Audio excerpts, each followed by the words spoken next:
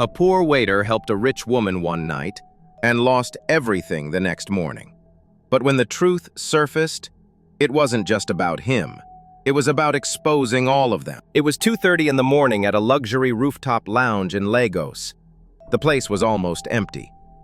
Soft music played in the background, and the night air was warm. Musa, a 28-year-old waiter, had already finished his shift, but he stayed behind to help the kitchen clean up. That's when he noticed her. Adaeze, one of the wealthiest women in Nigeria, was wobbling near the marble stairs. Her expensive gold dress was soaked with spilled champagne. Her makeup was smudged, her hair messy. She looked like she had cried. Or maybe she was just too drunk to care. Before she could fall, Musa rushed forward and grabbed her arm gently. "Please, Ma," he said softly. "I don't want anything. Let me just get you home safe." She blinked at him slowly, her eyes glossy. "Why are you helping me?" she mumbled. "Everyone else, they want something from me, but you feel different." Musa froze for a second. He knew what this could look like. A poor waiter holding a rich, intoxicated woman. He had seen situations like this turn bad too many times, but he couldn't just walk away. "I'll call a ride," he said, steadying her carefully. As they waited outside by the curb, Adaeze leaned against the wall, quiet now. Musa kept his distance, respectful. What he didn't notice was the small security camera above the door, silently recording every moment. Inside the lounge, a shadow moved. Someone was watching them on the monitor, someone who didn't like what they were seeing. Musa had no idea that this one act of kindness, helping a stranger, was going to flip his life upside down, and not everyone watching was happy about it. The next morning, Musa walked into the lounge expecting a normal shift, but something felt off. People avoided his eyes. Whispers followed him like shadows. Then, the floor manager tapped him on the shoulder. "Mr. Okan wants to see you. Now." Musa's heart dropped. He stepped into the cold office. Mr. Okan, the general manager, sat behind the desk with a stiff face. A folder lay open in front of him. "Sit," Mr. Okan said sharply. Musa sat down slowly. "We've received a complaint," Okan began. "It's serious." Musa frowned. "A complaint?" "Yes," Okan said. "It involves your behavior last night with a VIP guest. A woman said you followed her outside, touched her without consent, and acted inappropriately." Musa's chest tightened. "That's not true," he said, voice shaking. "She was drunk. She almost fell. I helped her. That's all. I didn't even touch her except to stop her from falling." Mr. Okan leaned forward. "We don't tolerate predatory behavior here, Musa. This establishment has standards." Musa felt the blood rush from his face. "This is a mistake. The board has already been notified," Okan continued coldly. "Effective immediately, your services are no longer needed." Musa sat frozen. "Fired? For helping someone?" "This is about safety," Okan said flatly. But Musa could hear the unspoken truth in his tone. This wasn't about safety. It was about race, status, power. Musa stood up slowly. "You know I didn't do anything wrong." Okan didn't flinch. "That's not my concern." As Musa walked out of the office, something inside him cracked. It wasn't just the job. It was the way he was treated, like his truth didn't matter. And deep down, he knew this wasn't a misunderstanding. It was a setup. Musa walked through the quiet streets of Surulere, his steps heavy. The rain had stopped, but the cold still clung to his clothes. He held his work shoes in one hand and his pride in the other, broken. When he reached home, the small gate creaked open. Inside their tiny two-bedroom house, the air smelled of fried plantain and kerosene. His mother, Zainab, was just getting ready for her evening cleaning shift. She looked up and froze. "Musa, you're home early."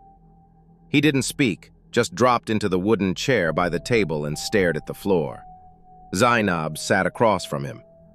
"Talk to me." Musa swallowed. "I lost my job." She paused, searching his face. "Why? Did you do something wrong?" He shook his head. No, I did something right. Zainab leaned back slowly. Tell me.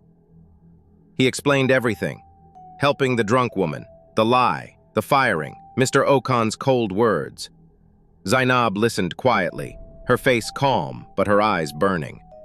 After a long silence, she said softly, "Then maybe it's time the truth gets louder than their lies."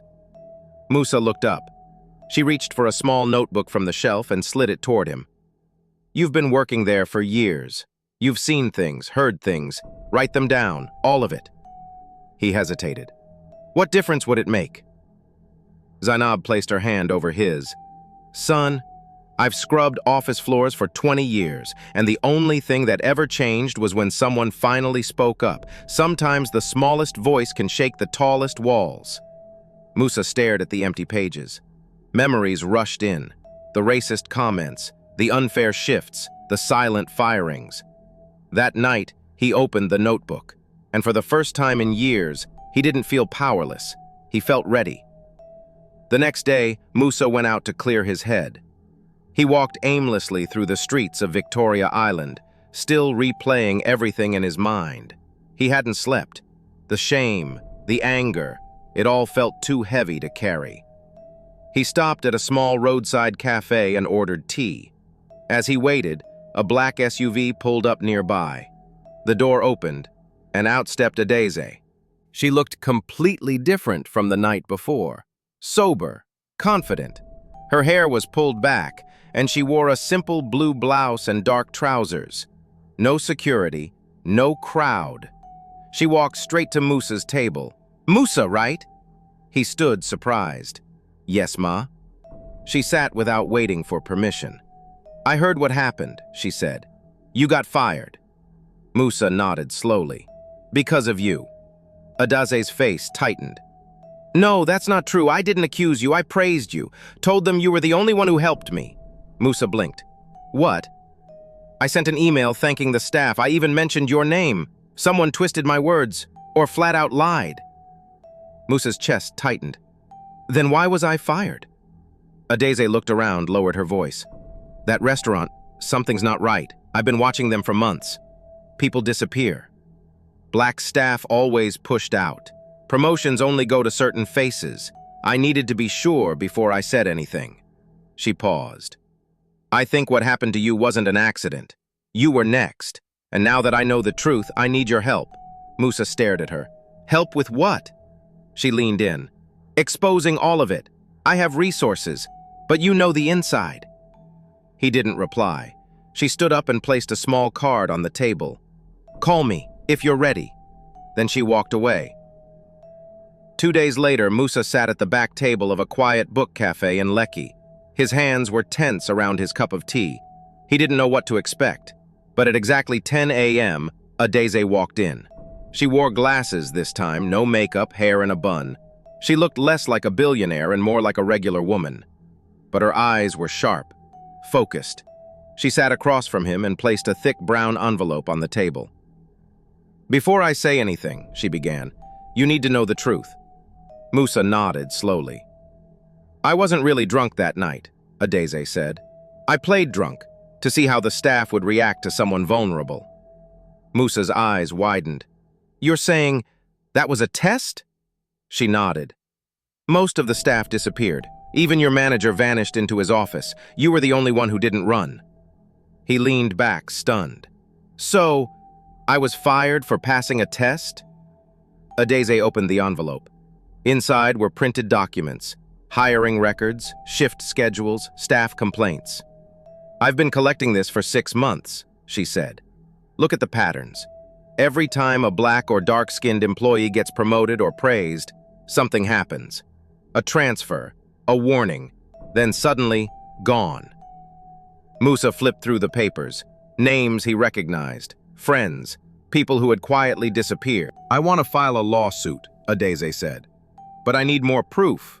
I need someone who lived it, someone they trusted." Musa stared at the pages in his hands. Each one felt like a memory that finally made sense. "You want me to spy on them?" "I want you to expose the truth," she replied, "before they bury it again."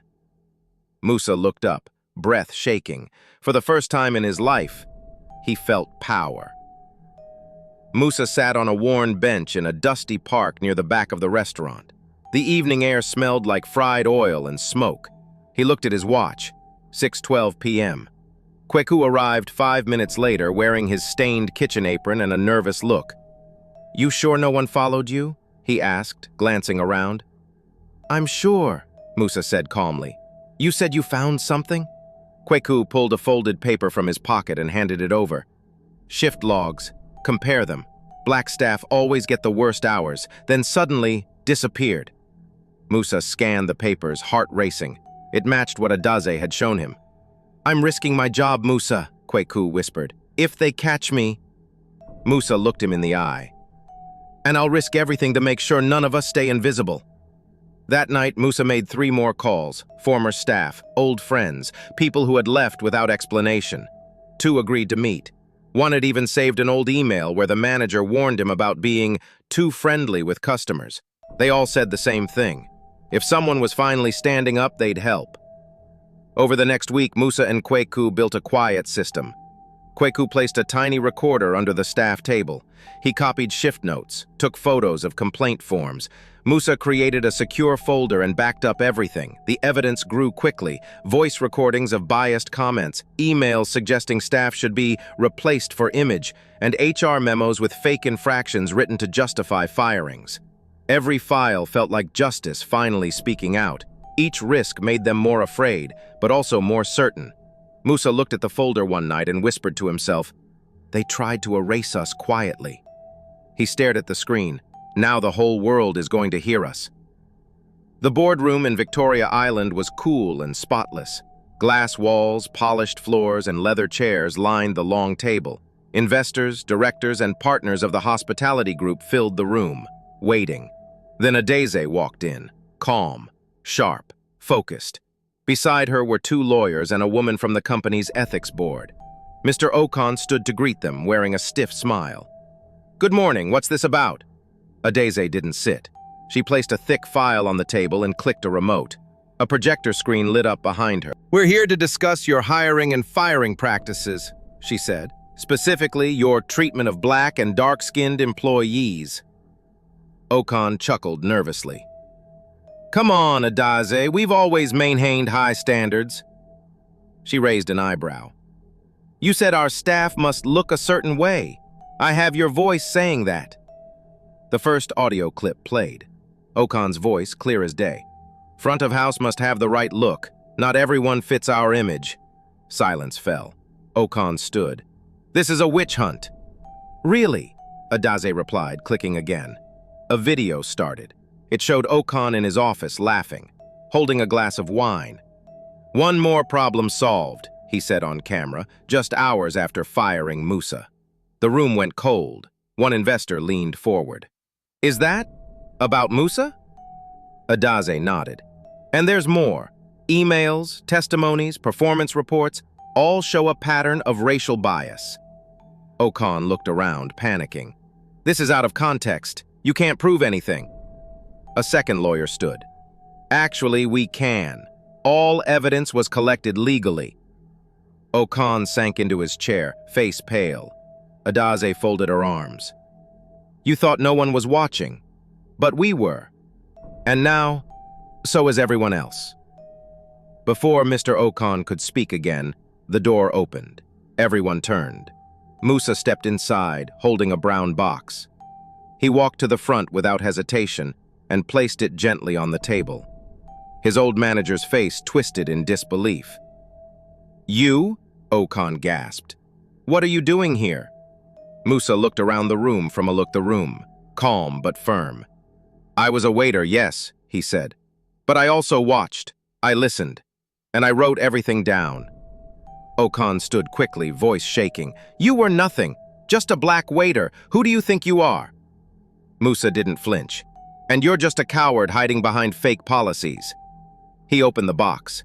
Inside were printed emails, recordings, photos, statements, proof of years of bias and mistreatment. One board member picked up a report. This is very detailed." Adaeze nodded. "Months of work, quiet, careful, because this system punished anyone who spoke out. Okan backed away, his voice cracking. This isn't fair. I've given my life to this company. And destroyed lives along the way, Musa said. Good people, hard workers, all erased because they didn't fit your image. A second board member stood. I've seen enough. Mr. Okan, your actions go against every value this company claims to stand for. An ethics officer added, You're under investigation. Effective immediately, you are suspended without pay. Okan's face crumbled. You can't do this to me. I didn't do this to you, Musa said quietly. You did it to yourself. Security guards appeared at the door. Okan was let out, stunned and defeated. For the first time, Musa stood in the very building that had once crushed him. And he wasn't afraid. He had spoken the truth, and this time the world had listened. 6 weeks later, Musa stood inside a wide, open building in Ibadan. Sunlight poured through tall windows. The air smelled of fresh paint and wood polish. It was quiet, peaceful, a blank canvas ready to become something beautiful. The sign outside read, Anu, the Yoruba word for mercy. This wasn't just a restaurant. It was a second chance. Adaeze walked in, wearing jeans and a plain blouse. No guards, no flash, just purpose. She smiled at Musa, who was still staring at the empty space like it was a dream. Still can't believe it's real? She asked. He nodded. Every time I blink, I expect someone to take it away. She stepped closer and handed him a thick folder. Full ownership. Your name, your license, your rules. He took it slowly, heart pounding. I thought you were going to run it. Adaeze shook her head. I don't want to run it. I want to fund it. You lived the pain. You understand what this place needs to be. It's your heart I trust. Musa's throat tightened. Feach son bring around to an Anu. He looked around at the walls, the empty kitchen, the soft glow of morning light. Then let's build a place, he whispered, voice cracking, where nobody ever feels invisible again. Adaeze smiled. That's exactly what I hoped you'd say. They walked together through the space, planning where the tables would go, where the staff would stand, what kind of food would be served. Musa took notes quickly, already listing names of former workers he wanted to bring back. Anu wasn't about revenge. It was about healing, and for the first time in a long time, Musa didn't feel like a survivor. He felt like a leader. 3 months later, Anu was the most talked-about restaurant in Ibadan. The walls were painted in soft earth tones. The staff wore uniforms designed by local artists. The food blended African and Asian flavors, bold, honest, unforgettable. But what truly made Anu special was the feeling. Everyone, no matter their skin, status, or salary, was treated with respect. On opening day, Musa's mother, Zainab, stood at the front door in a new lace dress. Her hands, once calloused from years of scrubbing floors, now held a bouquet of fresh flowers. She looked at her son with proud, tearful eyes. I scrubbed floors so you wouldn't have to, she whispered. You made sure others don't either. Musa gently kissed her forehead. This is for everyone who was ever told they weren't enough. Guests began to arrive. Families, couples, old friends, and former staff from the place that once broke them. Laughter filled the room. Hope filled the air. Later that evening, Musa stepped outside for a moment of quiet. Across the street, he spotted a man in a faded shirt, handing out flyers near a cheap diner. It was Mr. Okan, his back hunched, his eyes down. No drivers, no power, just a man whose pride had swallowed itself. For a moment, their eyes met. Musa didn't say a word. If come fist if he turned away and walked back inside Anu, smiling softly. Hello. Peace isn't always loud. Sometimes it's simply knowing you didn't become what tried to destroy you. Inside, staff gathered around the kitchen, waiting for Musa's signal to serve the final dish of the night. He raised his hand with a smile. Let's feed them with love. And just like that, a new chapter began, built not from bitterness but from grace. My besties, tell me in the comments what you like most in this story. Like, share, and subscribe to my channel. It really means a lot. Take care until next time.